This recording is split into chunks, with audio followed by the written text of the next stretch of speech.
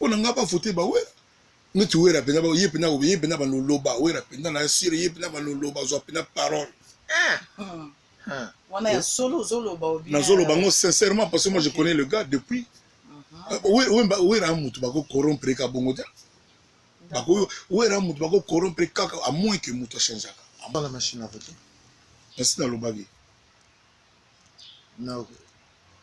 Non, moi je lance à la clôture. Mais dans un service, il y a des à la clôture dans ma émission. Ah, clôture, alors, c'est un monologue, d'accord, ok. Ok, d'accord. Non, il y a seulement touché. Côté politique, ça dit qu'il faut réagir. Merci à Cherika Bamba, le boss, que je salue.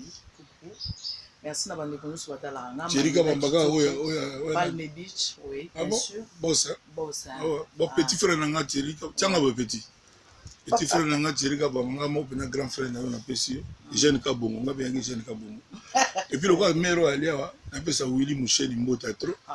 Willy Moucheni, Code Mboka. On a bien l'écrivain. L'écrivain Willy Moucheni, pour Ningala Taga, il a style d'écrivain, il y a pris concours, il y a l'académie de Willy Moucheni Mbota trop.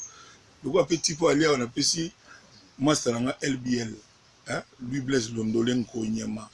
Donc le notable, on a Pessi Mbota trop. Na pesi mbote na bana nyuso tu ya poto na pesi mbote vraiment na ba mbote on zainga yanga pona ya sila giza ibonte OK ça mbote linga ba mbote na ngapo kati pa ya Cherika Bamba ba mbote na Palme Beach. Merci beaucoup Cherika Bamba. Marlène Kasanga no ya ozo le na 18h na ozala ponga na ko mozo bino ka ba di bozo ya na zozo bino. Et Manuela Kitoko na Hollande, de gros bisous à toi. Il y a Willy Moucheni Koda Mboka. Balobi. Il y a Willy Moucheni. Merci Nambongo Tindé na ton anniversaire. Merci beaucoup. Et Ingrid Kabongo. Mais si vous avez Tindé le Mbongo te. Non, Malo Barakaka. Ezalaka madame. Ezalaka Mobali. Na Mobali. A Mobali na sepeli ya d'accord. A sepeli pour na journaliste oya na oye ba kombo